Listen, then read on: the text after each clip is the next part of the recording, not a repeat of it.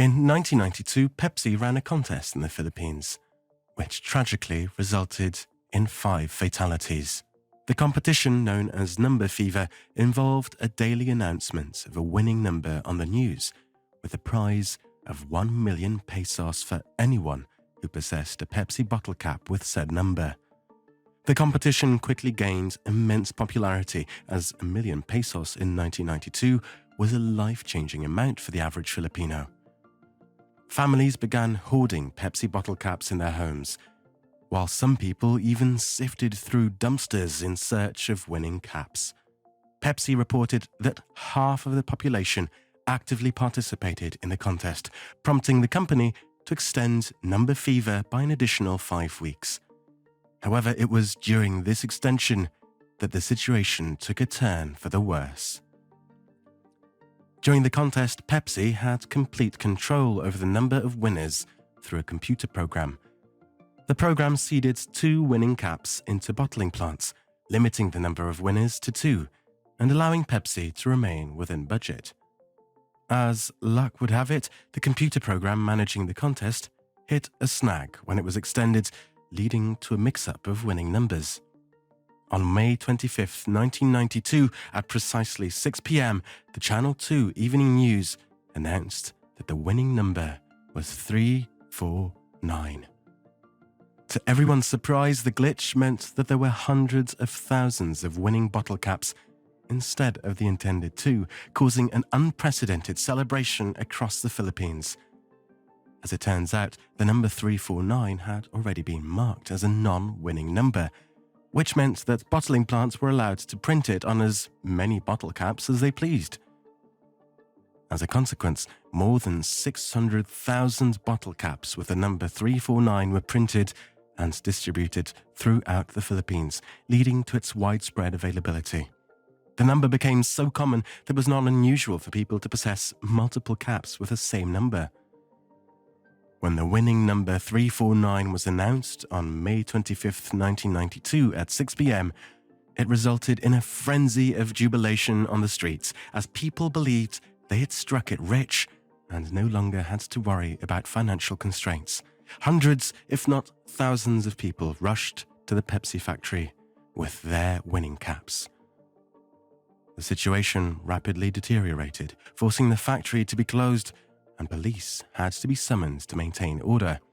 Realizing the magnitude of their mistake, Pepsi executives convened an emergency meeting in the middle of the night to find a solution. Honoring each winning cap would have cost them an exorbitant amount of money, running into tens of billions of dollars. Consequently, they shifted the blame to the computer, offering a paltry sum of 500 pesos for each winning cap. At the time, 500 pesos translated to approximately $18, which was only 0.05% of the original prize. Although a few people accepted this proposition, the majority declined and grew increasingly angry with Pepsi. To them, Pepsi was a multi-billion-dollar company, and regardless of any computer mishaps, they felt that Pepsi was obligated to fulfill the entire prize amount. Pepsi remained resolute, and as a result, violent demonstrations and riots erupted, resulting in 5 fatalities and dozens of injuries. 349 winners launched a siege on Pepsi's factories, hurling Molotov cocktails at the windows and attacking Pepsi trucks passing by with explosives.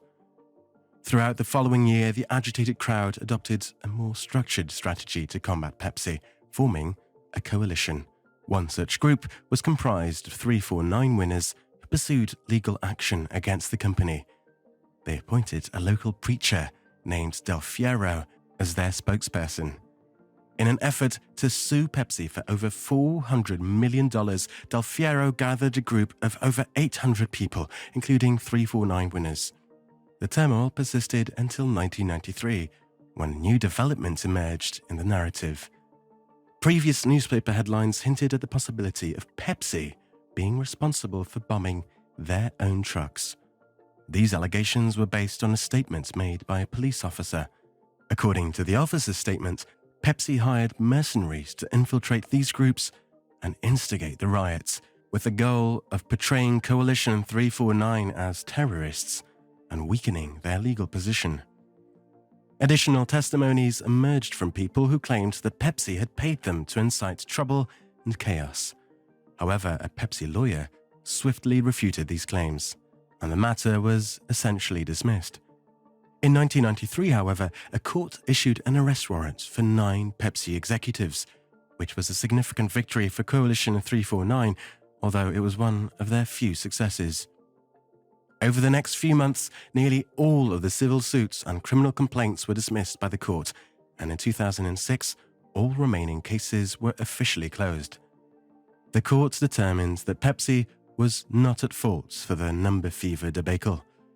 In the end, Pepsi only had to pay a minor fine of 150,000 pesos. However, numerous Filipinos who experienced number fever remained traumatized to this day, and mentioning Pepsi around certain groups is still considered taboo. When asked to comment on the number fever disaster, Pepsi recently released a statement stating that the events occurred almost 30 years ago and none of the current PepsiCo executives were involved in the program. They expressed their deep regret for any suffering and pain caused by their mistake to the people of the Philippines.